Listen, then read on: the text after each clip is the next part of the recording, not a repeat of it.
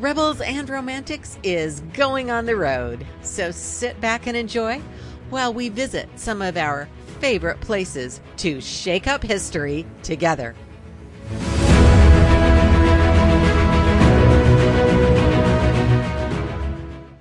London calling, and hello, wonderful podcast listeners. I'm coming to you from Grace Church Street in London. Miss Bingley from Pride and Prejudice would be quite appalled, but I'm having a lovely time, so here we go. I've been here about a week, and I wanted to share some of the things I've been able to do and discover. I spent the first day exploring the financial district, where I'm staying. I try to stay in different areas whenever I get a chance to visit, so I can get a feel for different parts of the city. I just love London so much, and I want to get to know lots of it. Wandering around these busy streets full of businesses and shops, I could almost believe I was in New York City. But then I would look up and see the Shard and the Royal Exchange, and I would know I am definitely in London. The Royal Exchange always reminds me of this wonderful exhibition we had at Folger Shakespeare Library while I was there. The exhibition was held back in 2012, and it had examined London's early modern history, like the fire and the plague and religion and the population explosion and commerce. All these areas are connected along with the monarchy and parliament, and everything's interwoven with the arts. All of this made up London. And as she was discussing the way everything was interwoven, the curator commented that in considering these areas, all roads lead to the Royal Exchange. Last year, the Royal Exchange celebrated its 450th birthday. Thomas Gresham, who is sometimes called the father of English banking, modeled the exchange on the Bourse in Antwerp, which was a financial exchange, and that's where Gresham had served as a royal agent. Queen Elizabeth I officially opened the institution in 1571, granting it its royal status and awarding it a title to sell alcohol and quality goods. Gresham expanded the exchange to provide room for retail businesses, effectively creating the first shopping mall. The original building was destroyed by the Great Fire of London in 1666. In fact, the building you visit today is the third Royal Exchange and was officially opened by Queen Victoria in 1844. It seems like it might be called the Queen's Exchange, as it owes its royal title to these two queens. Now you can experience all kinds of shopping and eating and special events there. And speaking of eating and shopping, another nearby spot where I've been spending a bit of time is Leadenhall Market, which is practically right across the street from my hotel. The history of Leadenhall is even longer than that of the Royal Exchange, dating back to 1321. It was originally a meat, poultry, and game market, and it was in the center of Roman Londinium, where the Forum and the Basilica were. Modern Bishopgate, Cheapside, and Leadenhall Street all follow the route of those Roman roads. That famous London mayor, Dick Whittington, acquired the building and gifted it to the City of London, and the City of London Corporation has been running it ever since.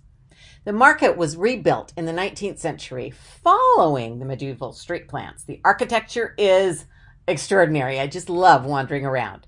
The city architect, Sir Horace Jones, used wrought iron and glass to create an arcade that welcomes visitors right to today. I pop in regularly, entranced by the Victorian roof and cobbled paths. City heraldry is celebrated throughout.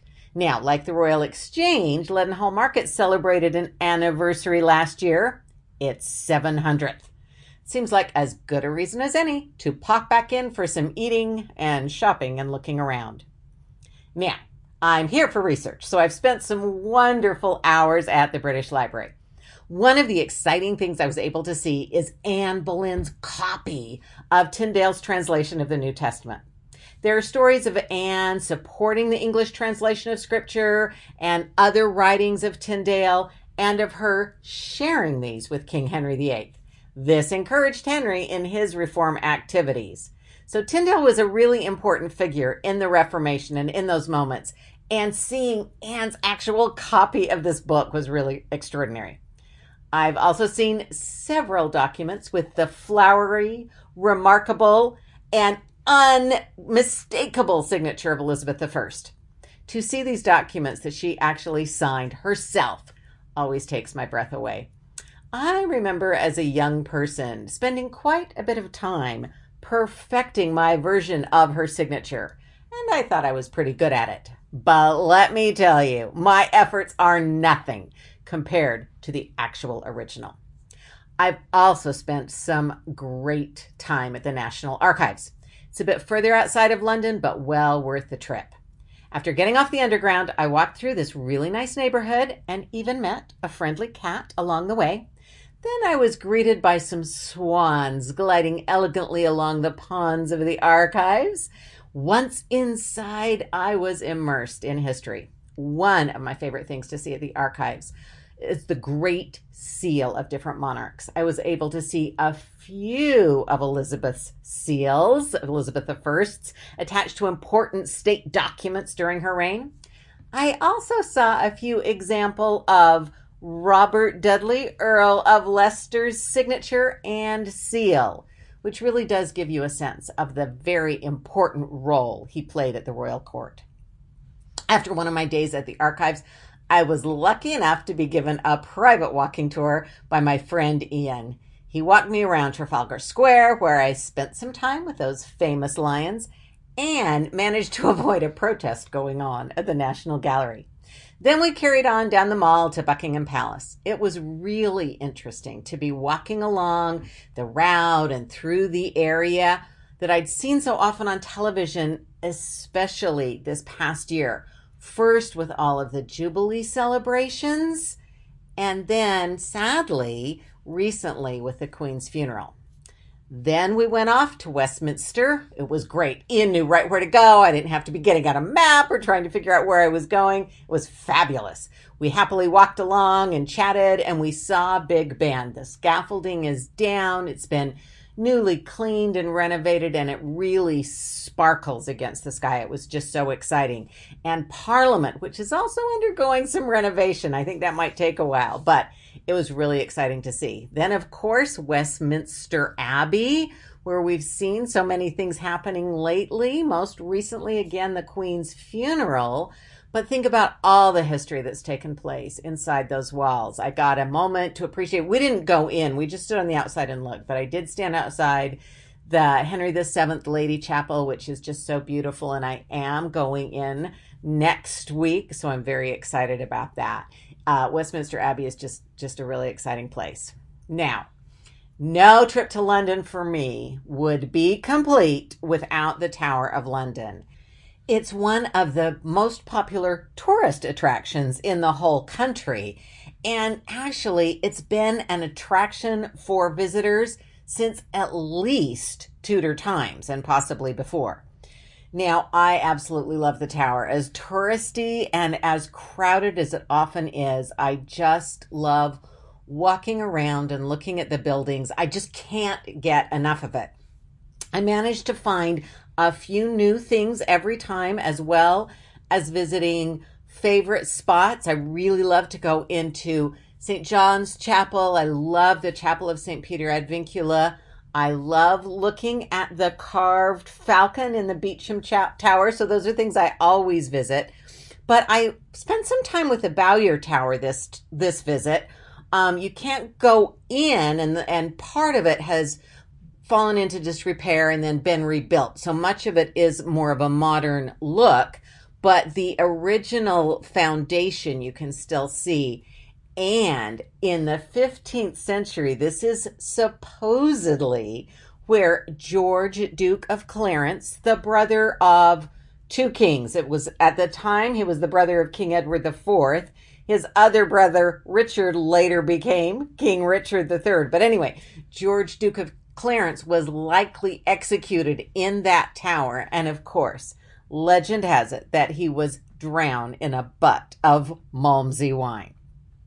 So I had to see where maybe that happened. It was quite exciting. I did decide to go see the crown jewels, which are amazing. You just really can't imagine the sparkle and the shine and just how exciting it is to see them. I was lucky enough to go. I often try and do that early in my visit before the queue is too long. But of course, you can't see them without remembering them being taken off the coffin of Queen Elizabeth during her committal ceremony, right before the coffin was lowered in that very dramatic moment. And also thinking about the coronation of King Charles III. The date has been announced, May 6th. So as we prepare for that event, I thought it would be fun to, definitely take a look at some of those jewels. Now, I'd heard that there might be sort of a shortened or a slimmed down coronation ceremony, maybe not quite all of the pomp and circumstance of Queen Elizabeth's. So I spoke with one of the guides there to see what she had heard and if she had any details for me. She said they have not yet been briefed on any specifics regarding the coronation, but she had heard the same thing, that it might just be shortened a little bit. There have also been some suggestions that Charles would want to modify or maybe change some of the prayers or some of the scriptures or lessons to make it more inclusive of other faiths. Even though he is head of the Church of England, he wants to be more inclusive of other faiths. And so we may see some of that in the coronation ceremony as well. Of course, the main parts of the coronation ceremony, including the time that St. Edward's crown is placed on his head, and you can see St. Edward's crown when he is handed the orb and scepter, and of course the anointing, all of those are essential and necessary parts of the ceremony. So we'll have to wait and see how Charles and Camilla, so we'll have a queen consort, which we haven't had for a while, crowned along with the king. So we'll have to see what happens with that. That should be very exciting, and I'm sure we're all looking forward to that.